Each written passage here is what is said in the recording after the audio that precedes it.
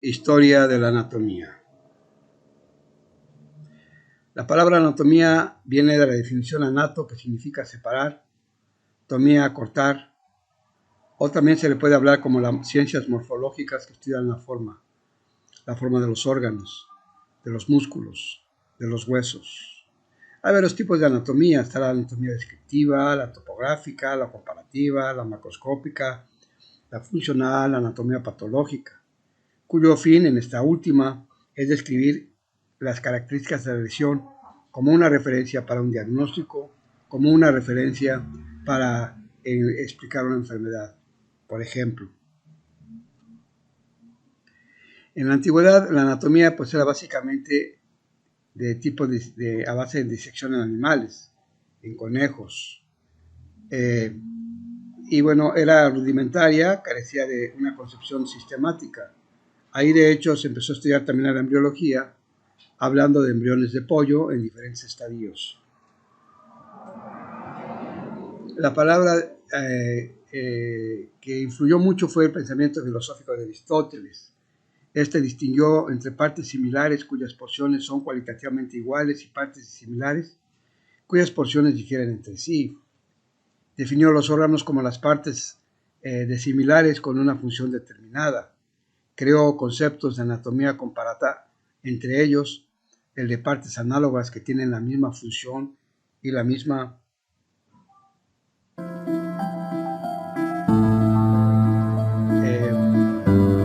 función, como pasa con las espinas en los peces, las partes homólogas que tienen semejanza de origen y estructura, pero distinta función como las extremidades anteriores de los cuadrúpedos y de las alas de las aves. Entendió al humano como una síntesis unitaria de todos los modos de ser en el universo. Aristóteles, en su material por sus documentos constituyentes, habla de que hay tres tipos de origen biológico: el vegetal por su alma vegetativa, el animal por su alma sensitiva, el psíquico por su alma intelectiva. Anatomía alejandrina. Bueno, esto se refiere a la biblioteca de Alejandro el Magno. Acá hubo muchos aspectos interesantes, tanto en la anatomía como en la filosofía de la medicina. Bueno, aquí van a destacar básicamente dos personajes. Bueno, se superaron por vez primera los tabús ancestrales que impedían la disección del cuerpo humano, llegándose incluso a practicar la vivisección en condenados a muerte. En el siglo III a.C. destacaron Herófilo e Erasistrato. Aclararon los conocimientos anatómicos y enriquecieron la terminología médica. Herófilo, por ejemplo, fue el primero en disecar en cadáveres humanos algunos aspectos importantes que hoy conocemos. Por ejemplo, descubre las meninges, los plexos coroideos, que son los que producen el líquido cefalorraquídeo, la prensa de Herófilo, que ustedes recuerdan está en la parte posterior del cráneo, y el cuarto ventrículo, y cuya base denominó cálamo equipotorio, pensando que era la sede del alma. Estudió la córnea, la coroides y la retina. De él procede esa palabra. También se debe el término duodeno, y además Herófilo estudió el sistema vascular y los órganos genitales. Erasistrato, por su parte, estudió también el cerebro y los nervios craneales, afirmando que el centro anímico está en las meninges y el cerebelo. Describió la función de la epiglotis, también describió el corazón y los sistemas vasculares, aunque creyó erróneamente que las arterias solo contienen neuma, aéreo. De ahí que la etimología de la palabra arteria quiere decir portadora de aire. Y desarrolló conceptos anatómicos influyentes como los del parénquima, triploquia, conjunto de vena, arteria y nervio. Anatomía antigua, también recordamos a Galeno de Pérgamo. Este dio la importancia de la anatomía presentándola como fundamento de la medicina racional y filosófica.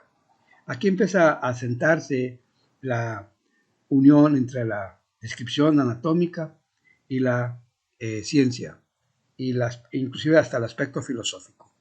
Realizó disecciones públicas en animales y escribió tratados de anatomía, Galeno, entre los que destacaron De Anatome Isis Administrada de Usum Patrium. Su anatomía es funcional, en el sentido que entiende a las partes anatómicas como configuradas por la naturaleza para cumplir tecnológicamente su función natural. Galeno describe las partes según su función y también describe el cuerpo humano en su conjunto desde el punto de vista de su finalidad global. La palabra teleología procede de Galeno, es decir, en este sentido figura en primer lugar en la mano y el brazo, que son los elementos del gobierno racional, y en segundo lugar el pie y la pierna, puesto que la bipedestación es exclusiva para el ser humano, es lo que le permite liberar las manos. A esto se refiere la palabra teleología. Detalla tres grandes cavidades: la cavidad abdominal, la cavidad torácica y la cavidad craneal. Estas cavidades son las sedes de los órganos que ejecutan tres potencias: vegetativa, vital y psíquica. Como vemos, Galeno empieza a dividir y a clasificar en base a la anatomía sus funciones. Contempla el cuerpo humano como expresión de la esencia racional del hombre, el cual desde la sede de la cabeza se vale de la mano como primer instrumento de su racionalidad. Anatomía medieval y reanudación de las disecciones humanas.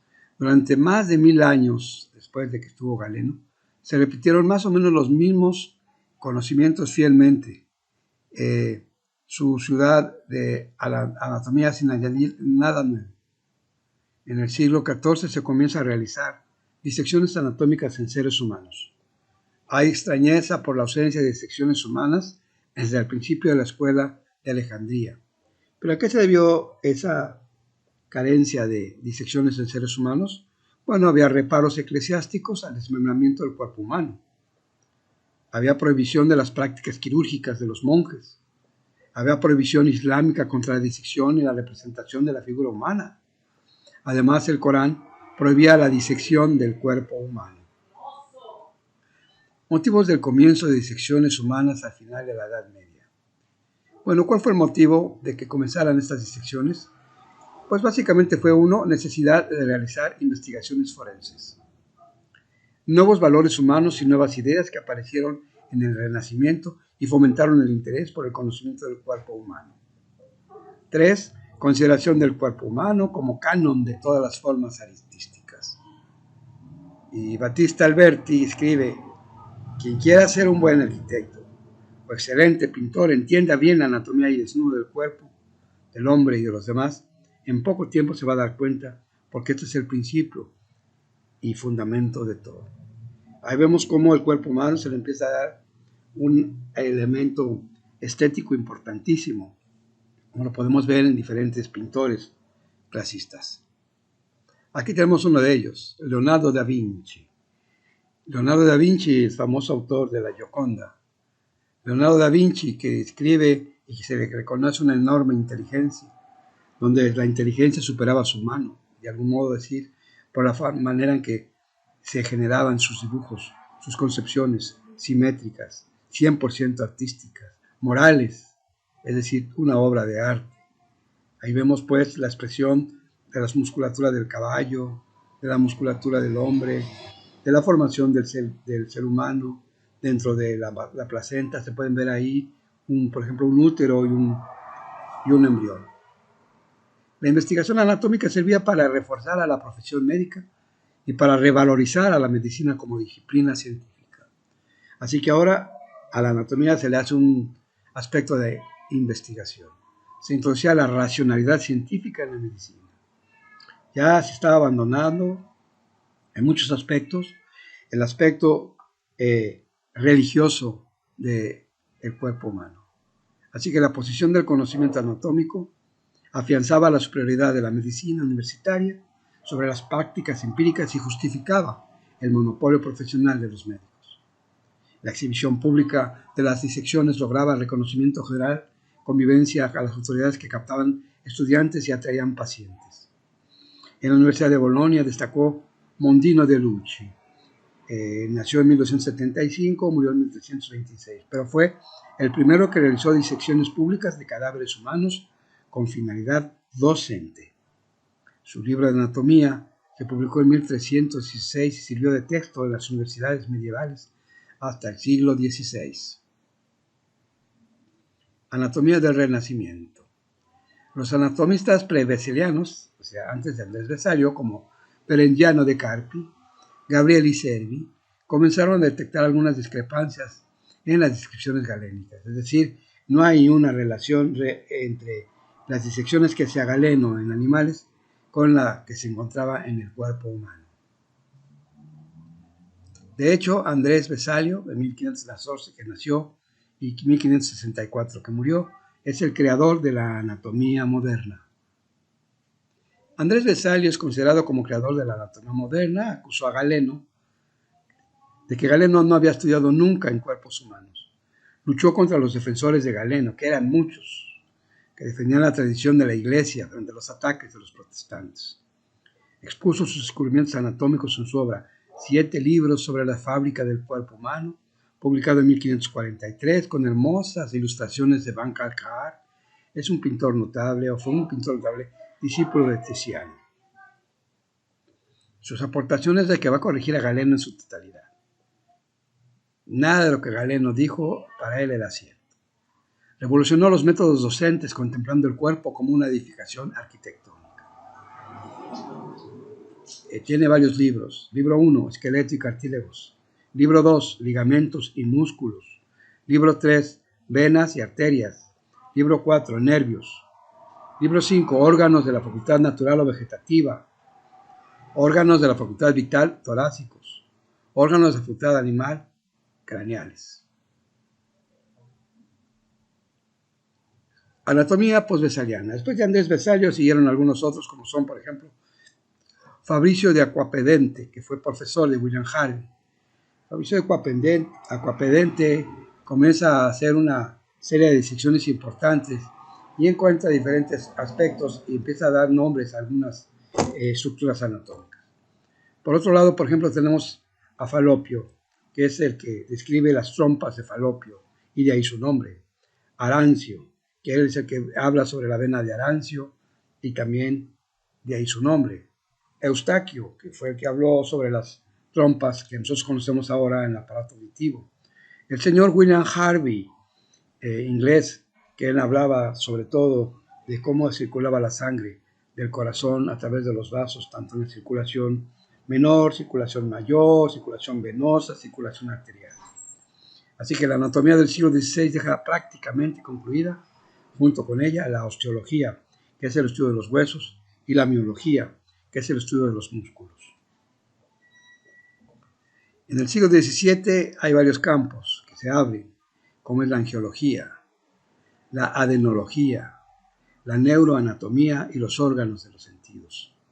Anatomistas destacan como Thomas Willis, que es el que se refirió al polígono de Willis, a Gleason, que se nos habla de la cápsula de Gleason, la que rodea al hígado, a Thomas Wharton, que es el que habla de los, por ejemplo, los conductos salivales, conductos de Wharton, el de Graf, los famosos folículos de Graf, von Graf en ese entonces, pues también tenía ideas hasta cierto punto de que todos éramos originados por huevos pequeños, en huevos pequeños como las aves, y que los óvulos eran pequeños seres humanos metidos en el ovario de la mujer.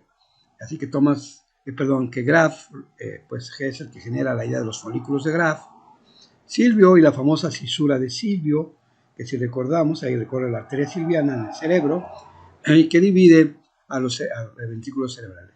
El famoso Bartolini, que nos habla más que nada de las glándulas que describió en la vagina, las glándulas de Bartolini, en este caso, mejor dicho, en el introito vaginal. Stensen, Wirsung, Wirsung, pues ya recordamos el famoso conducto de Wirsung, el páncreas, y las glándulas de Peyer, dado por el maestro Peyer. La toma topográfica quirúrgica.